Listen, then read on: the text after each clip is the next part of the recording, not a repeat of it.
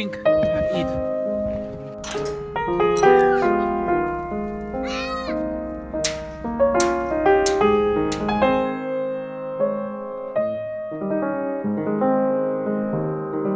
But you, my friend, must be drunk with me.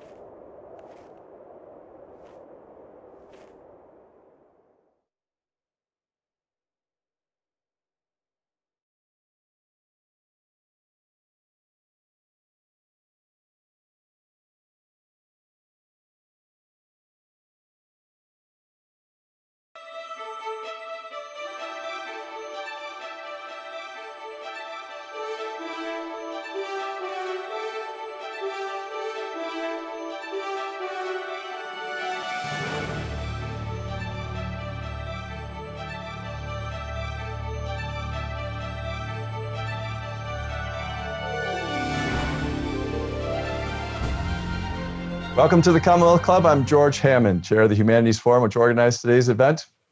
Along with the tech staff at the Commonwealth Club, we're bringing you another online program in our series since the COVID-19 crisis started. Live streaming to you is much of what the Commonwealth Club in San Francisco does in general when we have our live audiences, bringing to you a large number of public affairs, but in addition to that, the best authors from across the world in different areas of history, biography, and so on, so that we have a better understanding of the basis in our culture for what we're actually doing right now in our current affairs. It's my great pleasure to introduce Sophie Roberts, who's coming to us from London on her new book, The Lost Pianos of Siberia. Really quite an interesting angle to investigate what the former Soviet Union, Russia, and basically Siberia.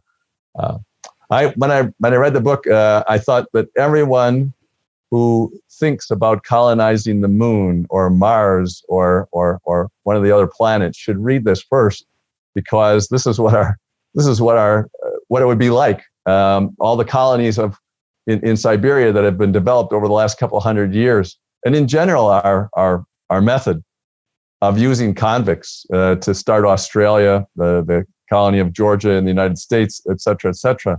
It's such a long-term cultural effect. What a great adventure you had, Sophie. So thank you very much for joining us from London. And let's talk a little bit about what first, before we go into the great slideshow you have of Russia. Why did you pick this? And how did you get started writing on it? It's a very interesting story, I thought. You started with one angle on tigers and so on, but how did you end up chasing down lost pianos as your theme? Well, it happened curiously, not because of being in Russia, but in Mongolia. I've spent a lot of time in Mongolia over the years with my family and my kids. And we were staying with some family friends. He's German and she's Mongolian. And they spend their whole summers out on the steppe, about 8 hours from the capital, Ulaanbaatar. And it's a really magical spot. It's in the Orkhon Valley, a cradle of a very ancient civilization. And in this valley, they live in Mongolian gers, the tents, the felted tents, the snaking river below. It's a very magical place. And in 2015, I was staying and I met a young pianist, a very brilliant pianist, who was teaching piano to some of the young children. And she was playing on a Yamaha piano that in the extreme climates of Mongolia had really suffered. And it wasn't playing the sound that it should have been playing. It certainly wasn't playing a sound that matched her great gift. And anyway, she was playing Bach one evening, the Silver Stars Above. You can imagine the smoke coming out of the little fire that curls upwards into the sky. And I thought it was just mesmerizing. But my friend, the German gentleman who has a much greater musical ear than I, said, oh, it's something something's off. It's not sounding quite right. We must find her. And he used this phrase, the lost pianos of Siberia. And what he was referring to was an extraordinary moment in Russian cultural history, which we'll get onto, I think, later in the program today. But it to someone like me, I'm a writer, I'm a journalist, and I was struck by the sheer absurdity of that remark, the idea of a piano in a frozen wasteland, and also, frankly, the poetry. And it set something moving in my psyche, and I'm restless. It also set something moving in my feet. So off I went on a fairly crazy endeavor that has brought us together today. Well, it was a crazy endeavor, but it came out with quite a stunning book. And one of the things that we'll go into the Siberian element for a second, for the entire show actually, but it reminded me of what happened in Beijing and China recently, and that is, Beethoven was all the classical music, everything was shut down by the communists in the 40s and the 50s and so on and so forth. But they created I think there was a children's book, if I remember correctly the story. There was a children's book that they did about Beethoven, about how he overcome terrible difficulties of being deaf and still created great music that was popular, that they used to try to get everybody to be resilient under the very difficult circumstances of the 50s and 60s in China. And so all kinds of people read this story, and then that created an interest in Beethoven. That was not their intent. Their intent was, his story. And that interest in Beethoven went to a large amount of music.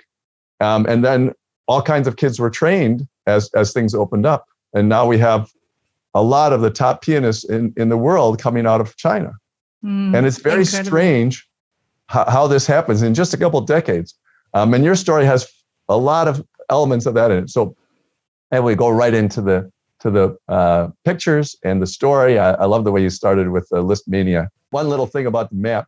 When I was in the Soviet Union in '73, I bought a map for 10 kopecks.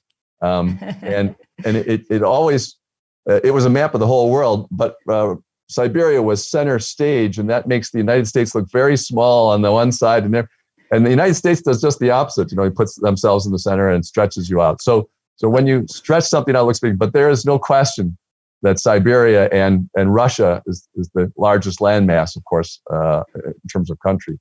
Well, it makes Great Britain look quite a lot smaller again. Yeah. But it was always, and you're absolutely right, because Siberia, the size of it was mesmerizing to me as a child. I saw this just huge white space on a globe that I had beside my bed when I was a kid. And when I started to look into it at the beginning of the story, it was like, what is Siberia? Siberia isn't even really a place. It's difficult to pin down. It's a concept as much as anything else. The geographical, political boundaries have changed over time. So I went for the kind of most poetic description possible, which was the old imperial period, the Tsarist period, when Anton Chekhov was traveling across Siberia to do an investigation on the penal exile system. He described Siberia as beginning somewhere in Ekaterinburg. You see the city here in the Ural Mountains. And he said it stretching to, and this wonderful phrase, goodness knows where. I took that to read the Far East, all the way to Kamchatka, which you see on the right in the Pacific, and the Kuril Islands. To a modern Siberian, that would not be correct. It's the Russian Far East. I also included the far north, right up to the Arctic, and down where you see the border with Mongolia. It's about a tenth of the world's landmass. There is no road connecting Kamchatka, you see on the right, to the rest of Russia. All the rivers flow the wrong way. They're flowing it's impossible to travel across it aside from when that Trans-Siberian Railway came along. So I was fascinated by the size of it, but I think it's a good place to start to see where I began the story in the Orkhon Valley in Mongolia and then ended up ranging widely across this great region that I refer to as Siberia. And you covered so much ground when you go from one chapter to the next. So now, how many thousands of miles did she go to get to this one? It was you went all over the place. So one little detail before we go into the story too. How much time did you spend wandering around? No, wandering is the wrong word, but moving around there? It was a lot of time. Yeah, I think it was about 190 days in the end. I've calculated it was as many days as my Russian visa would allow me, down to the last 24 hours. So yeah, it was time. It was a long time, and I took my kids there. I spent family time there. I would have spent more if I could have done. There's so many places I didn't get to see, which still ache. But yeah, it was occupying, let's say. But you, as the story continues, everyone will see. But you were at all different points on the map, all different points on this map, all the way to Kamchatka. So yeah. I mean, just to give you a sort of sense of it, Ekaterinburg, you see in the Ural Mountains, that's of course where the last Tsar was murdered. Then we moved Novosibirsk, you see in the middle, that's the kind of effectively the de facto capital of Siberia. Lake Baikal, which you see right over there. Now that's where Anton Chekhov said the poetry begins, and everything after is where the magic really happens. Sakhalin Island on the far right is the Tsarist penal colony, the biggest one of all, and the most feared. And then you have Vladivostok, the termination of that Trans-Siberian Railway. There's an awful lot in between. There's an area which the word Siberia on this map is written over called Yakutia, or the Sakha Republic. That is the size of India, just to give you an idea. I think you will know from your work in the Soviet Union, but it's just vast. It's just vast, but also a pleasure to travel because you can take things slowly. I can write, I can read, and people give you time of day in that part of the world. I think a lot of people, their image, at least from my generation, their image of Siberia is the scenes from the movie Dr. Zhivago, where he's walking back through the snow. So you have plenty of those kind of scenes too. I mean, as you saw in the little movie ahead of time, walking through snow up to your thighs. Well, to be honest, you've hit the nail on the head. The great 19th century and early 20th century literature that came out of Russia filled me with romance long before I arrived here. They always have. It was in my imaginative, in my imaginative psyche before I'd even set foot in that snow. Yeah, and it's just one aside for the current time. It seemed that President Putin during the Winter Olympics was trying to remind all the Europeans of all the contributions from that late 19th century, early 20th century, which the Russians gave in music and dance and literature, Tolstoy, Dostoevsky, Pushkin, on and on and on and on. And so it was like, come on now, how much more European do we have to be before we're European? But when you see the whole story that you lay it out, it's European and it's not European. So it's a very interesting mix, and it's always had cultural issues as a result. Which every culture has their cultural issues, but that seems to be one that goes deep into the psyche in Russia. Are we Russian? I mean, we're Russian, but are we European or are we Asian? And the other interesting, technical question is, it's considered that Europe and Asia are two different continents, but when you look at it, I mean, they're connected. There is no difference, but the Ural Mountains, and you talked a little bit about the split that was growing. There is a reason why they're considered different continents from a technical point of view, right? Yeah, and ecological, and if the plates keep moving, where we'll see that split is right through the middle. So, but it's also, what happened, and the piano, as we'll get onto, is it was to me a very good instrument to tell the story of the European colonization of Asiatic Siberia, because of course it was a European instrument. It came out of Italy, Germany, Vienna, London. It became a huge fashion in Petersburg and Moscow, but it was taken into this Asiatic space called Siberia, where a land of rich indigenous history. It was those very peculiarities that I found kind of compelling about that very phrase when I started. Great. Well, let's go right to the story. Next slide, maybe. Right. So this is the Orkhon Valley. This is where I first heard that piano music coming out of the ger, the Mongolian tent. And you can imagine there's nothing at all apart from the families of these great friends of mine, local herder families, and a piano music. It was most peculiar. If we go on to the next slide, you can see what happened next, which was So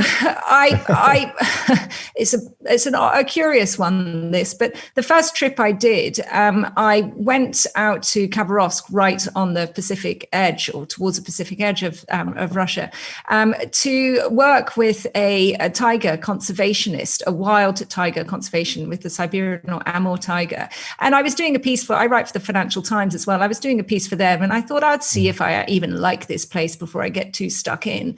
And of course, I left the city. I was in a car. I was riding out to his cabin about 3 hours outside of the city. And within 5 minutes, the most extraordinary thing happened. We saw these prints in the snow. And that gentleman you see there, Alexander Batalov, he couldn't believe it. He's a professional conservationist, see a wild tiger in the wild, maybe, once or twice in their lives. And when we turned a corner, there it was, lying in the snow, this kind of extraordinary golden animal. There's less than 500 left in the world, and in an area that's a tenth of the world land surface, and it's there. And at that moment, I became profoundly superstitious that I had to do this. He was encouraging me, saying, look, if you can find a wild tiger out here, then you can definitely find a piano. So get on with it, and it will bring you great luck. And I was very grateful to him. He was the son of a musician himself, and he understood what I was doing without ever questioning its absurdity or its eccentricity. He just thought it was a natural pursuit. So for that, I was very grateful. Well, it might have seemed normal to someone who was watching out for 500 tigers in an area that large. That looking for pianos doesn't seem that weird, unusual. You had the right advisor. Yeah, no, he was wonderful. He was like a shaman. He was great. Mm-hmm.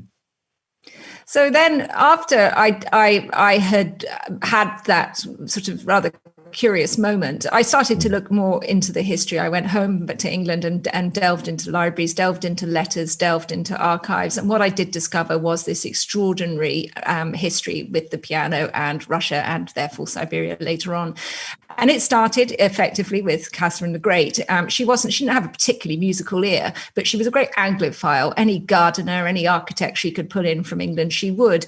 And that included piano makers. And she bought a little English-made Zumpe piano anglaise in a 1774 piano, which still rather remarkably to this day survives. It survived the war and the siege of Leningrad by being evacuated to Siberia for safekeeping. A wonderful little instrument you can find in one of the museums in Petersburg. But she encouraged it. Her daughter-in-law took up the baton even more enthusiastically. She witnessed Mozart and Clementi duel in Vienna in one of these famous pianistic duels, and was completely captivated. She pulled Clementi into Russia. He was a piano maker as well as a composer and player. And Clementi could not make pianos quick enough. He couldn't sell them fast enough.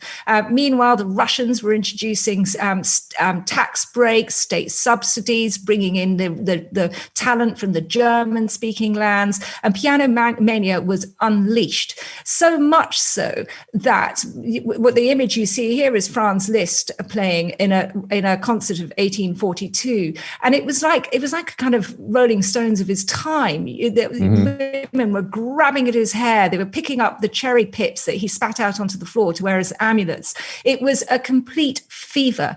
And at one moment, a critic calls Petersburg Pianopolis. It's for every 100 apartments. Another critic talked about 93 would have a piano in it. The tuners were making the clink of the Russian ruble is one of the other remarks that came out of the papers from that time. Had a very nice ring to anybody that could put their virtuoso feet into Russian soil. And at the same time, you have European Russia moving across into Asiatic Siberia as exiles, political exiles, high-profile aristocratic political exiles who could afford a piano.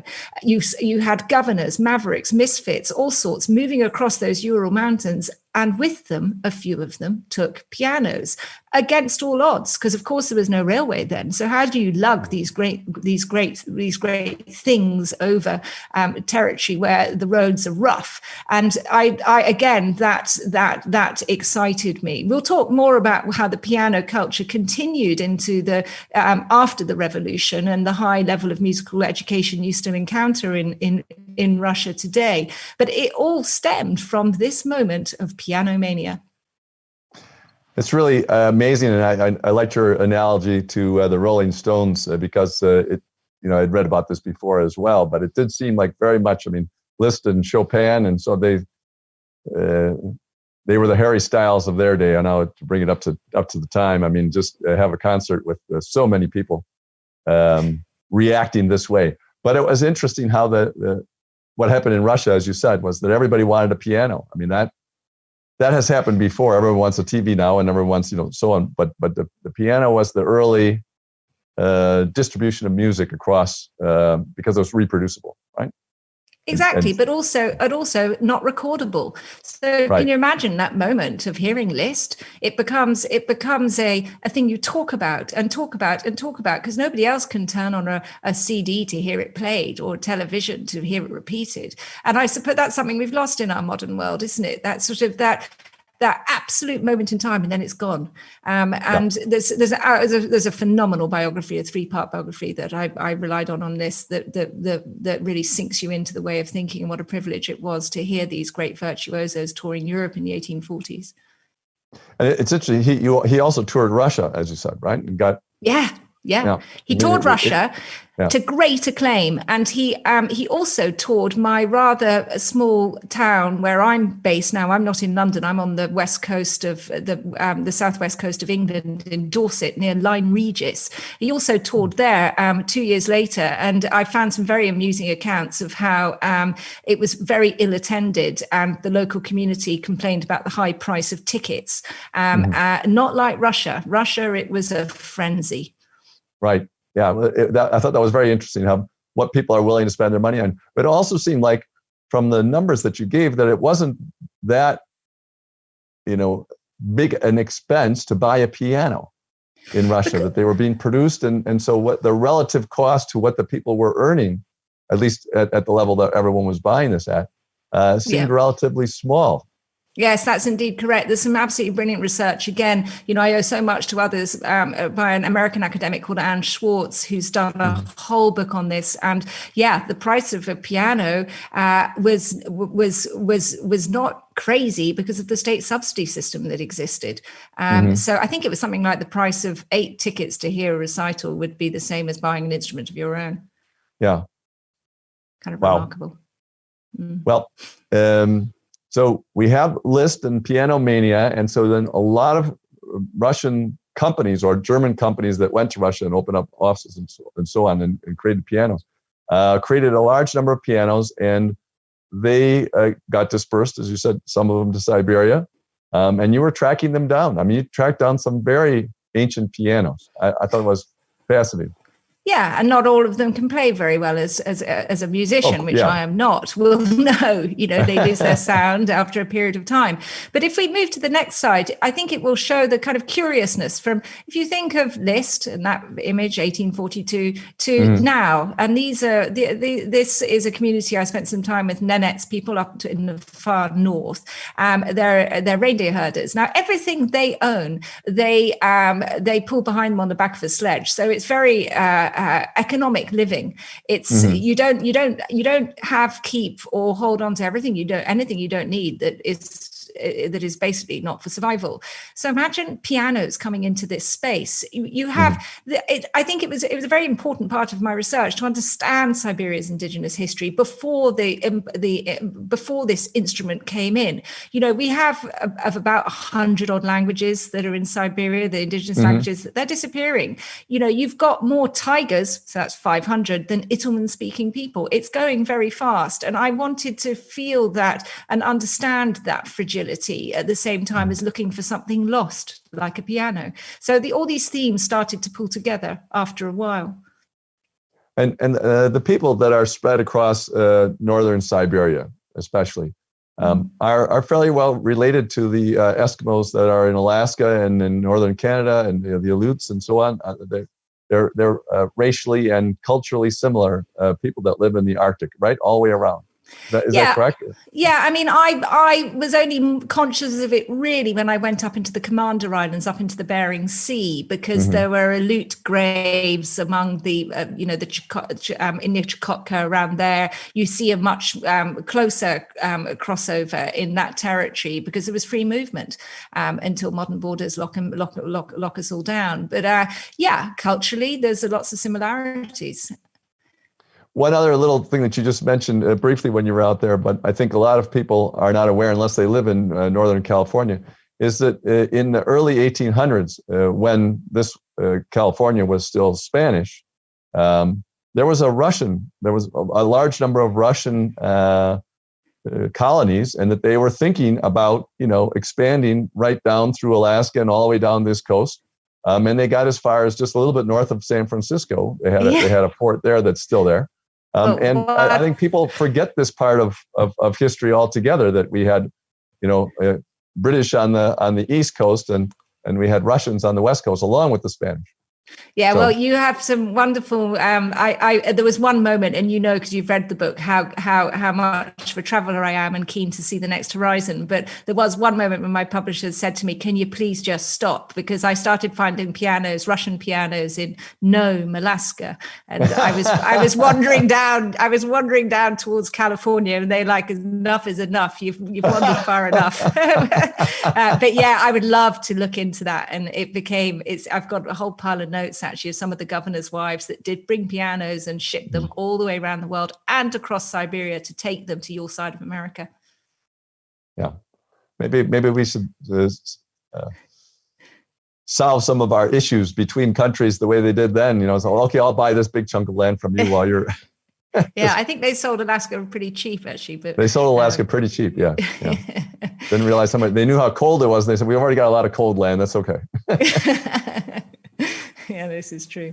But it was, the thing about it was actually how to cover that amount of ground effectively. And of course, I was very fortunate because I think if we move on to the next slide, it gives you a sense of the means that were available to me and everybody after 1910, which is the Trans-Siberian Railway. It runs for 5,500 miles in a pretty much a straight line across from Moscow to Vladivostok. I loved being on that train. I used the local trains that just use that route. And I loved the descriptions of that train from its early days. There was always a piano, sometimes a good one. Sometimes there's one wonderful description of the piano being used like a kitchen sideboard to stack the dirty dishes on. Wonderful characters. This is pre-revolution, diamonds that make your eyes ache in that same dining room, heavily perfumed, fat conductors with pink silk handkerchiefs. I just loved it. The modern version is not quite so much full of romance, but it's a very pleasant way to spend days and days reading, writing, thinking, seeing, watching the trees moving past. If we move on to the next slide, I think this series of images are good just to give you a sense of how I traveled Siberia. I had to be opportunistic and very much so. This is something, however, that a tourist could do. This is crossing a frozen Lake Baikal in winter. It's the deepest lake on Earth, fifth of the world's fresh water. That's us having a shot of vodka at its dead center. It's frozen to a meter. It's frozen to a meter thick at that time of year. I loved Baikal. I went back 3 or 4 times. I camped there with my kids, and I spent some time writing in a cabin up on the eastern side. A lot was lost in those waters, including pianos, including soldiers, including retreating armies, and trains. In the old days, before they managed to build a loop south of Lake Baikal for the Trans-Siberian, they used to shunt the carriages onto a ship, an icebreaker, and they'd cut through. Or indeed, at another point, they put rails on the ice to get across. But these days, it's as easy as taking that hovercraft. I'll just race through some of these just to give another sense of the travel. If we go to the next slide, you will see, again, this kind of opportunistic way that I had to work. This was flying north into the Nenets territory, the indigenous far north territory we were talking about before. And I used local helicopters, supply helicopters. I was on that particular journey. In the back was a bunch of kids that were sent to boarding school to receive their education from that Nenets community. A lady who was returning to die beside the sacred Lake Numpto, a vet who was dealing with some anthrax, a Russian Orthodox priest spreading the word, all sorts. But it was great fun. But when we tried to get back, and well, I say we because I need to acknowledge the extraordinary work here shot by my friend and colleague, Michael Turek, whose these images all belong to him. But when we got back, we couldn't get a helicopter back. These are not expensive to use, though they're used like buses. But we had to hitch with oil and gas workers, and we found the generosity of strangers exceeding all expectation, to be honest. And that's something I hope that people feel when they read the book, that they say that Siberians do have this deep sense of hospitality because something lingers from their history. In the old days, if you were walking to Siberia in chains, the tradition was you'd always find some bread and water sitting on a windowsill that another convict would have left for you, that you could take off freely. And that culture of hospitality really does still exist. I cannot tell you the joy of knocking on a door as a potentially strange English woman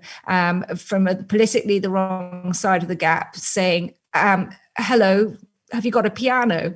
And something happened, something kind of happened. One, that very thing depoliticized my inquiry. It put us across a kitchen table as human beings, interested in the same things. And two, Siberians have a completely, or my experience of that part of the world, they've got a completely different relationship with space and time. They give you it. If that happened to me here where I live, I would make an appointment. I'd tell someone to come back. I'd check them out. Right. That didn't happen once, not once. Yeah. And it was very humbling. It was interesting too how you told stories, but of all the different prisoners that went out at different times, but the ones that they really wanted to punish, they made walk all the way to their place in Siberia, thousands of miles, taking them months and months and months and months and months. Sort of the creativity that is expelled on cruelty is really quite amazing sometimes. I mean, if a person's your enemy. But we'll go into the hospitality more than the cruelty. So, the cruelty is a very important part we get to at the end, because of course, for every light there's dark, and in narratives like these, and I could not do a book about Siberia without acknowledging the huge numbers and the suffering over centuries. But one thing that nobody, I think I'd never heard of, was the Spanish children, the 5,000 Spanish children that Stalin volunteered during the Spanish Civil War to take care of, and they ended up being just sent off to Siberia. Yeah, to Kolyma. That was a stunning story. Yeah, to Kolyma. Yeah. Okay. It's astounding. But they were walked in chains in the Gulag. They were sent in cattle trucks. Modern Siberia is a free place, and it functions in a modern way.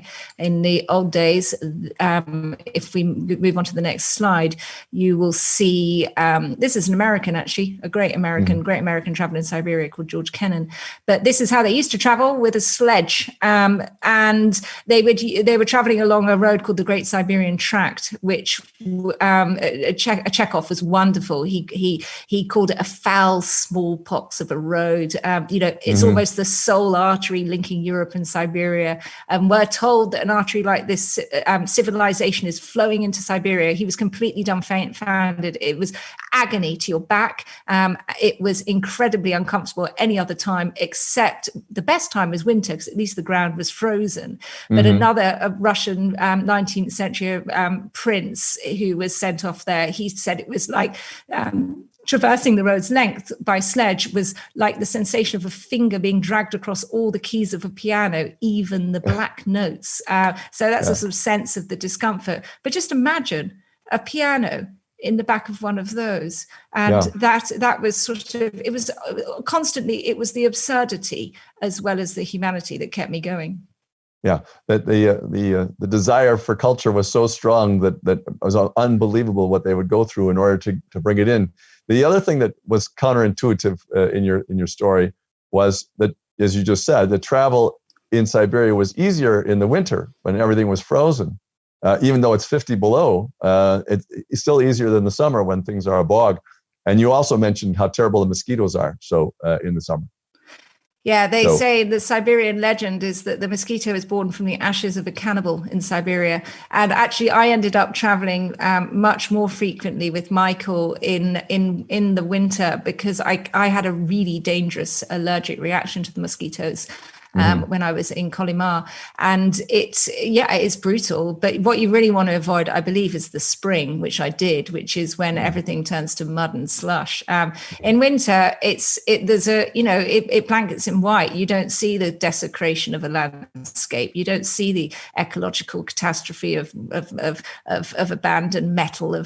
You see something. It kind of covers everything with a kind of poetic, white, sparkly, floating rather than falling, snowy mist, and I was self-aware about that, but I preferred it in winter. I could feel the romance and I found it more comfortable, so long as you're dressed right. I met this wonderful woman at the beginning and I said, how do you manage in this place? It's so, how do you cope with this climate, and she goes, she rolled her eyes and she said, it's too cold in winter. It's too hot in summer. And then she looked at me. She was one of these old believers who are a very interesting religious group. And she goes, just dress properly. I felt so patronized. She was absolutely right. But and then her final closing phrase was, Siberia is a wardrobe problem. I thought that was great. That's all it is. It's a wardrobe. Yeah, it's just a wardrobe problem. Well, before we leave this, George Kennan, this journalist, is the father of George Kennan, the political strategist that wrote so many interesting ideas about the Soviet Union in the 1940s and 50s for the United States. And he's beautifully depicted in Ian Fraser's book Siberia, which I've always loved. He tells that story wonderfully. But So I was wondering this is you made this trip. What will your children and grandchildren do that's probably also connected to Russia? Because this interesting journalist did one thing, and then the grandson or son, I'm not sure, had a major impact on trying to understand the two cultures. I don't know. My little boy was very funny when we were in Lake Baikal one summer, and I was working, and we were staying in a really modest homestay, and we heard this screeching kind of car outside, having heard nothing for days, and he took his thumb out of his mouth and he goes, "That'll be my taxi." I said, he's like 8 years old. I said, "Taxi to where?" And he said, "Mallorca, Mum. I want to go to Mallorca." So maybe they won't want anything to do with it. I think they've had enough. We'll find out. Yeah, we'll find out. We won't find out, but somebody else will. But if we move to the next slide, I think this is a story that really kind of was a very important moment for both the music in Siberia and also a moment of real dignity. And it depicts Maria Volkonsky. And Maria was a princess. She was the wife of a really brave, liberal Russian revolutionary. And there was a group of them, about 100 of them, that tried to change things. And a very ferocious Tsar was having nothing of it. He executed a large number, and then he sent 100 off to Siberia. And Maria followed her husband, who was sent into the salt mines, and she followed with a piano, which she dragged behind her on the back of a sledge. And she became an enormously important influence in Siberia. They ended up settling in the city of Irkutsk, Irkutsk. This is her in her husband's, painted by a contemporary, by another of these revolutionaries, the Decembrists as they were called, playing the piano in her husband's cell. Christine Sutherland's written her biography. Again, it's one of the books that I relied on heavily for its wonderful biography of this princess.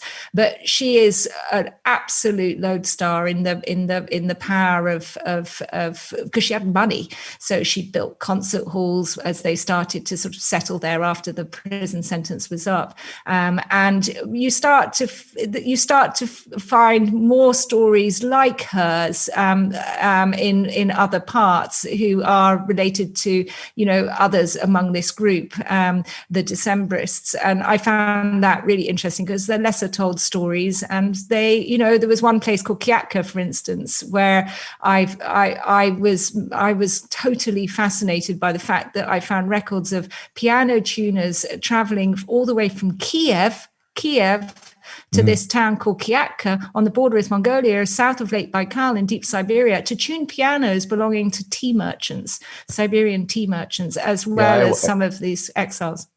Yeah, when I read that, I thought, I wonder if their travel expenses were covered because, tuning it. My brother is a piano tuner. Yeah, so in Ventura, California, and I don't think he would travel 4,000 miles to tune someone's piano unless they covered the cost anyway. Well, the piano tuners, as you know, are the heroes of my book. Without them, I would have found nothing.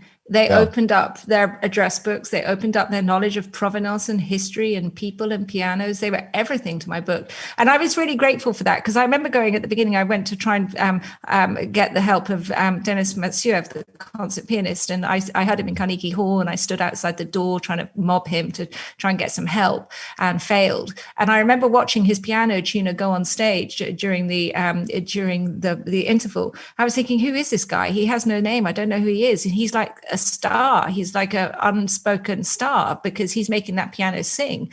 And I've always had in mind that those piano tuners were interesting folk whose stories weren't always told because the glamour and the power belonged to the great virtuoso. But it's a very symbiotic relationship. And they were great. And if we go to the next slide, you'll see where this is Novosibirsk, the capital, or the de facto capital of Siberia, which became a real lodestar for my search because there was a great population of piano tuners. It was once known as the Chicago of the Soviet Union, Novosibirsk. If we go to the next slide, I think it will help to explain something of its rich musical history. So in the 1930s, Stalin started planning the Novosibirsk Opera House, the so-called Siberian Coliseum. It's still the largest in Russia. Which is pretty astounding. The dome's almost twice the size of the cupola at St. Paul's in London. It could accommodate tanks from above the orchestra pit. Tractors could be driven on stage. It was the ultimate sort of Soviet sort of flagship for how in the middle of Siberia cultured they could be. But what I found astounding about this, and it became very important to my story, is during the Second World War, the Great Patriotic War to Russians, this building, which was still only half finished, became the repository for saving huge amounts of Russian art and musical instruments and prima ballerinas and others, including the Leningrad Philharmonic. They were all evacuated for safekeeping, and a lot of the treasures were layered up in the basements of this unfinished opera house.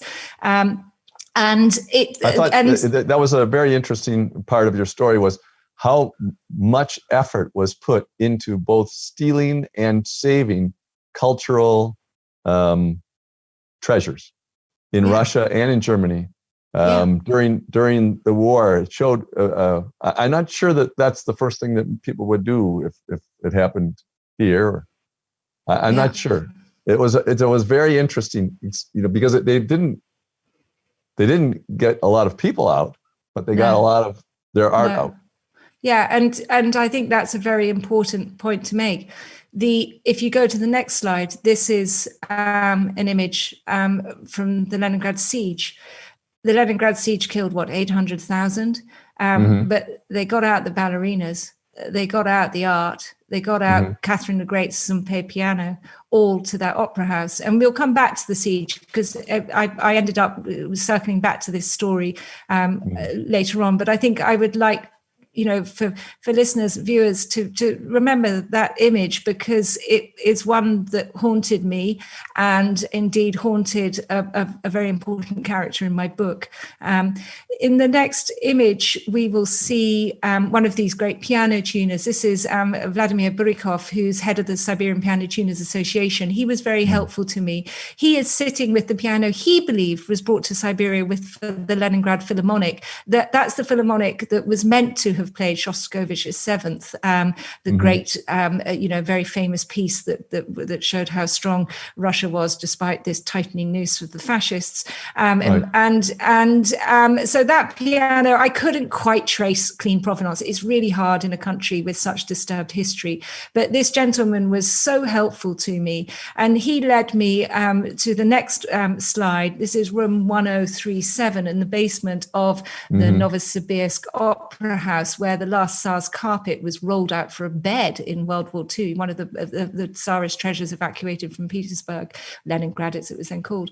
And this is a wonderful family of piano tuners, 4 generations of one family. Vasily on the far right, he sold his house and spent a quarter of the money on a piano to give his family a better life. He'd been driving trucks on the border with Mongolia, and he just thought music was a way out, and musical education was the way out. And I cannot tell you how brilliant this family were, and they became critically important to my story and also to my understanding of what common humanity we have, rather than our differences that sometimes are perpetuated when we only look at things politically. Well, interestingly, one of the differences is that there aren't a lot of parents that encourage their children to go into the arts rather than the opposite direction. And here, as you said, they have a lot of stories of families that spent an enormous portion of their money in order to have music, so as you say at the end, harmony, beauty, and continuity in their lives. I think it's a very important cultural conclusion, and it's also very important, for our future as a civilization, how much attention we pay to those other elements. I'm optimistic about it, because I think once the survival mode is taken care of, that people will put their attention and energy into that other element of life. But it's an interesting thing to go back into much poorer times and see a much greater emphasis upon living a cultured life and the enjoyment of living a cultured life rather than just collecting things. And also, it was the status of the piano. After the revolution, the piano was no longer an instrument of the bourgeoisie. They were smashing pianos in the streets in the revolution. It was no longer an instrument of concert halls and privilege, as it is still largely in the West. It was an instrument of the people.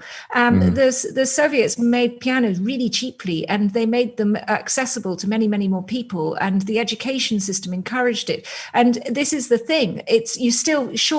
We're a long way on from perestroika, and a lot of things have happened, and electronic synthesizers have come in and all the rest of it, like it has in our country and my country and in yours. But there is this really, really high level of musical education that still is there, and definitely a very high level of respect for music. And Denis Matsuev, the concert pianist, he said to me when I did eventually get to him, he said, the audiences that he enjoyed in Russia, and especially in Siberia, he said they listen differently. They're much more suspicious. It's as if they have an acute understanding of every note. And I remembered those words, or I've paraphrased badly, but effectively that was his remark, and it stayed with me, because it was what, if you like, kept me thinking that it wasn't entirely mad, this quest to look for a sort of what could otherwise just be seen as a piece of furniture. These pianos were capable of making music that mattered to people that lived pretty modest lives. If you go to the next image, is a classic. This was a tuner in the university town of Tomsk, And he led me to this instrument that stood in a cottage. It was an 1896 Bechstein. It arrived on a train from Tomsk during the war. It was sold to a local for a bag of potatoes, then bought by the collective farm for a child of prodigious talent. That child, now an older lady, the story she could tell. You know, she looked after that piano so beautifully. And again, you know, I think it's very important to understand that this piano became like a passport for me. It became a passport into what has also been called the land of endless talk. And so in that single instrument, you have stories, you have love lost, you have people remembered, you have events recalled. It's so much more than just a black box with white keys. Right. It's the cultural image that shows what people put their attention and how much attention they did and what their values were as to how much attention they put on it. It's to me, it's like the secular equivalent of how much attention gets put onto like religious icons and so on and so forth that people have as their part of their life, and they may be very poor, but 1/3 of their wealth gets expended upon their religious beliefs. In this case, it's upon music, and I thought it was a very nice contrast and interesting to see how it spread. So let's I want to make sure we get to the priest. So we get to the priest. Well, we'll move quickly through the next slide. Often I went into the wilds on wild goose chases, but I had to make that attempt, and I saw no failure in the trying because I mean, look how beautiful the place is. This is in the Altai Mountains down in the south, on the border with Mongolia. I spent some time, because I'm passionate about wildlife and the tiger at the beginning. I thought, well, I might as well see if I can find a snow leopard. We move on to the next image, and that's me trying to find a snow leopard in these beautiful, beautiful mountains. But if nothing else, they give you a sense of how remote I am by this point. And in this area, I was being led towards a gentleman I'd heard about. If we go to the next slide, his name is Leonid Koloshin. Leonid was a former Aeroflot navigator. He had, in his time, just sort of around Perestroika, he'd been down in the Altai. I think he'd flown down there or something. And he encountered a young boy playing on a keyboard that was painted onto a desk. And he thought, well, that's rotten. He needs a piano. Since then, he moved. Since then, he's distributed at his own expense 41 pianos into these mountain villages.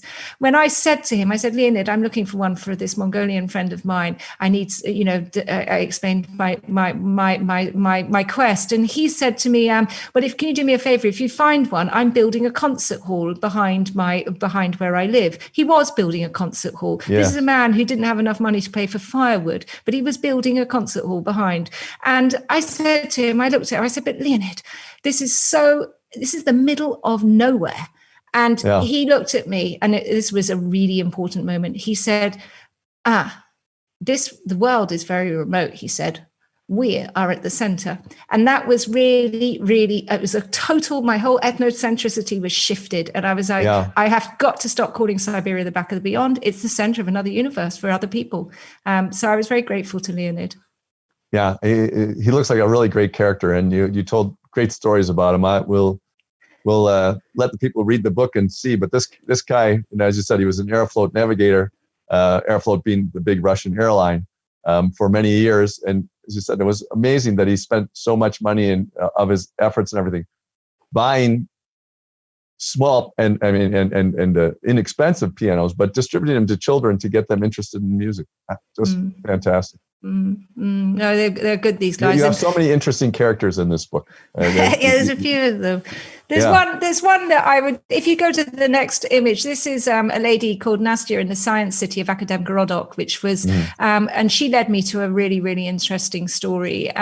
She was a violinist and a scientist herself. And it was a woman called Vera Lotar-Shevchenko who had, she was French. Le Figaro at one point in the 1920s had called her, they described her piano playing as rare brilliance. I mean, she was a really serious player and pianist. And she ended up marrying a Russian.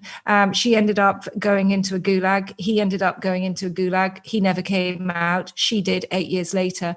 And during her period in the labor camp, she practiced her music on a wooden keyboard carved into the side of her bunk. The first thing she did when she walked out of prison was she knocked in her prisoner's pea coat, was knocked on the door of a local music school and asked if she could play the piano. She did. And the descriptions of that from various sources are this magnificent score of Chopin, Bach, Liszt. And this, she played for 4, 6, 8 hours solid with people peering through the door, just could not believe what they'd heard. One thing led to another. I found her last tuner. She's passed away since, but I found her piano and the piano's last tuner. And this gentleman's called Stanislav, jazz pianist, professor who's taught at the Novosibirsk Conservatory for 40 years. He was one of the most important friendships I made. He was the gentleman who, if you remember that image from Leningrad, he was confused at the age of 5 during the siege of Leningrad by seeing people sleeping on the streets. Of course, they were corpses swept with snow. But he had he lived through that siege with his mother. His uncle once came home with a rabbit, and he told him it was a rabbit. It turned out they'd eaten a cat. It was brutal.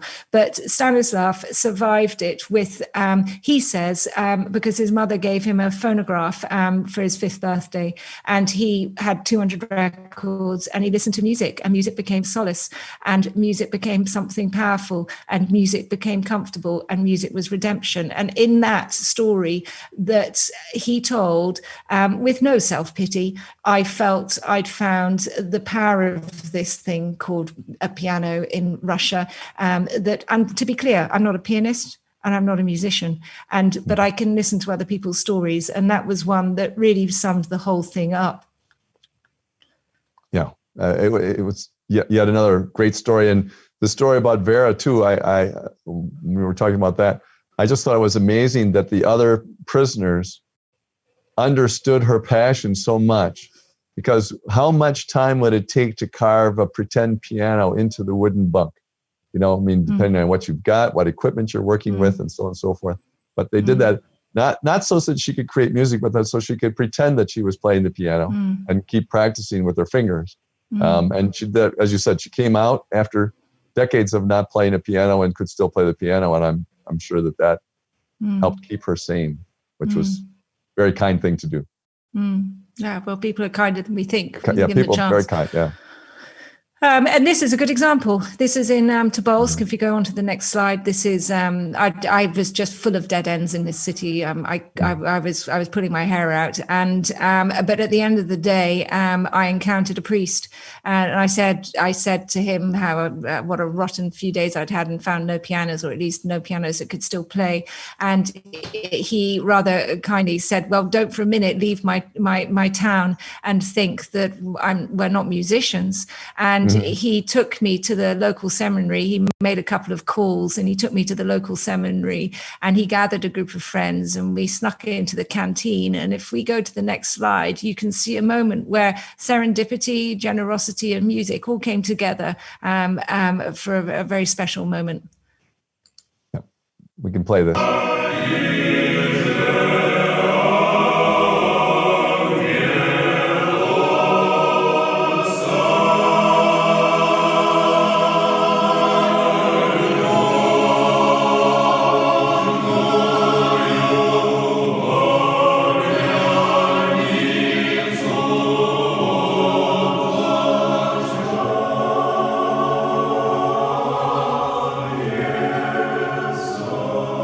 Yes, so that's, that I hope shows something of the kindness of strangers, because against that kindness, if we go to the next slide, I was also having to trying to understand the history of extreme human cruelty.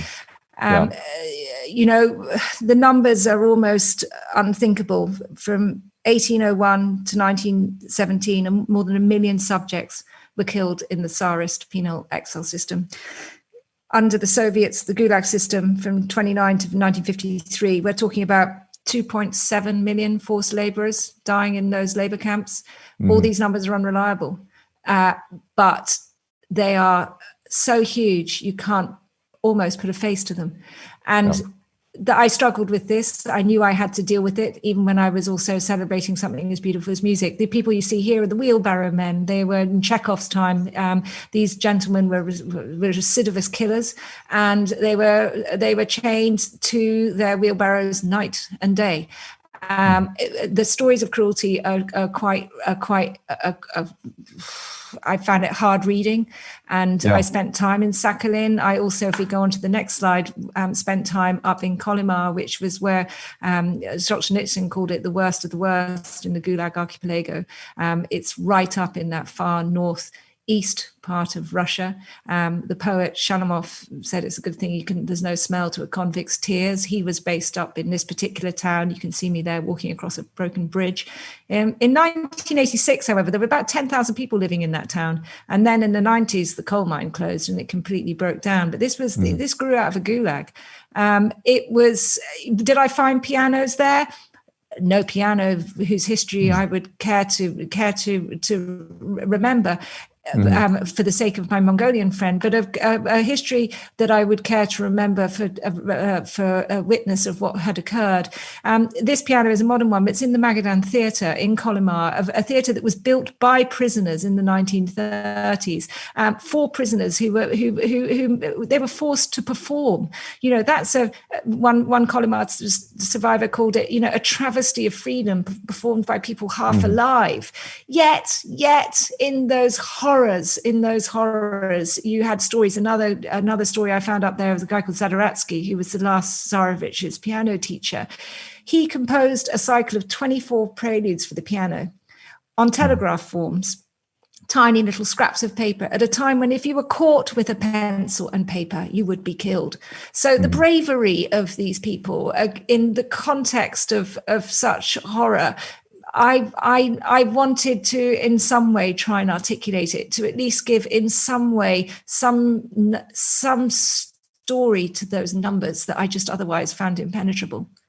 Yeah, well, it's a tough thing to read about because of all the terror and all the death and all the cruelty and everything like that. But I think it's crucial to talk about it because. First, we don't want to repeat it, but second, we ought to apply it to what's going on now. I mean, we have in the United States this mass incarceration problem where we've got 4 million people behind bars, and they're not being killed, but it's incredible that we do this to each other, unless you have an extremely important reason for it. I know the wheelbarrow men were supposed to be the worst of the criminals, mass murderers, people who just couldn't change or whatever. And society just can't let them go free. I understand that. But it seems ridiculous that they use these huge numbers. And as you told in the stories about Siberia, people were sent off for very minor crimes. It really was a recruitment. And it's interesting how we use these different colonies and so on over time. But let's it was a great part of the story. And I thought, first of all, from a writing point of view, that you balanced it extremely well with the pursuit of beauty in your story. So thank you, because it was the hardest part, part I absolutely most struggled with. Very hard. Yeah. We'll finish on a slightly more joyful note, I think. If we go on to the next slide, one of the things people ask is, how did I find pianos? And the Russian media were really, really helpful to me. I found this very old piano right at the beginning, and I just couldn't get clean provenance. I couldn't get its story. It was in Khabarovsk, and through friends of friends, a local Russian media television station, we put a piece out, and we didn't hear anything. And then about 3 days later, I think it was, a telephone call came in, and this gentleman said, I recognize that piano. My ex-wife sold it during perestroika. Times were tough. Really? Yes, I know exactly where she is. Give me a minute. He called back shortly afterwards with a telephone number. That telephone number led to this apartment. If you move to the next slide. I loved it that she didn't even know he was still alive. No, it's brilliant, absolutely brilliant. and that was like 3 floors up one of these old Khrushchev apartment blocks. And then if you go to the next slide, it led to this woman called Nina, who played on that piano when she was a tiny child in Tobolsk, which is the city where I heard those priests. That piano she described as the story of her childhood. And as she related the tale, she was an incredibly articulate woman, a poet, lost her eyesight. She told the story of Russia from 1930. It was just incredible. And then if you go down to the next slide, she pulled out of a drawer the woman on the left, the young woman there, that it was her piano, it was her aunt. And this young woman had bought the piano to Tobolsk on the back of a sledge, which I thought was rather wonderful. So finally, I'd found some really clean provenance on a piano that really meant something to the lady that I was just talking about. A piano where the family that own it now have made a recording, and she listens to the recording because she's too fragile to move to go to the piano itself, and she listens to that recording. So she's hearing her childhood in her last days. It's pretty special. And so when we found moments like that, it all kind of came good in a way. Yeah. Whether or not, and very, very touching moments, and as again well written, because you can touch the reader with the same story. Yeah, you carry it very nicely right to the reader, and it's amazing that these family treasures that sometimes go down. In this case, 100 and some years, right? Yeah, 110 years. I mean, did it matter that it didn't play very well? No, it didn't. What mattered is this woman was just full of memory and happiness. And, she'd lived up in Kolyma. She'd lived all over Russia. She'd seen it all. Her grandfather was murdered in the revolution. Or was it her father? And it's kind of... through a single instrument, you can have that tale told to a Western writer was a real privilege. And, whether or not I'm successful in this quest that I started at the beginning, if we go to the next slide, did I get a piano back into Mongolia for my friend? I'm going to leave it open, I think, if I can, George, in the hope that somebody will maybe read the book, because it's an odd book. It's a fantastic ending. I was momentarily distracted because I have a question here from our audience. So let's throw that in, then we'll go back to this slide because it's a great way to end. This is what it is. I'm curious to know if there were any lost pianos in Kazakhstan. Sofia Kozma, the pianist featured in the documentary A Suitcase Full of Chocolate, was occasionally able to play on a piano in Karaganda during her years imprisoned in the Soviet internment camp throughout World War II.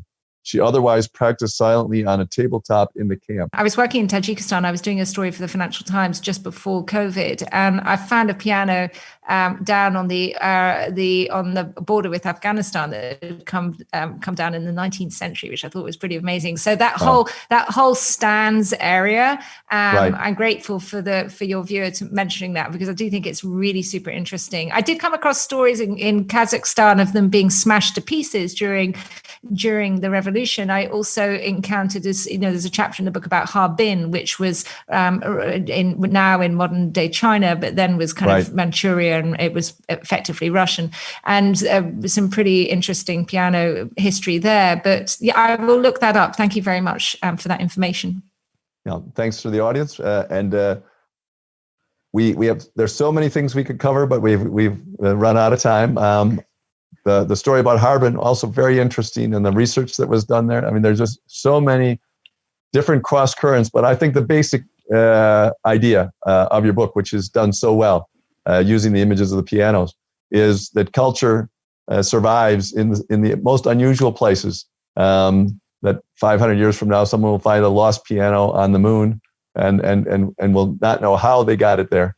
Or how someone snuck it onto a ship at that cost in order to bring music to the outer space. Something like that, because I think it just says what's going on with humanity, what's crucial to our lives. And the more we learn that, and the more we really go with that element of our lives, the easier it will be to take the other parts. So, Sophie, thank you very, very much for sharing your book and all that research and all the time that you spent on it. And so ends another event of the Commonwealth Club in its 118th year of enlightened discussion. Thank you very much for joining us. Thank you, George, and thank you, everyone. My pleasure. It was great.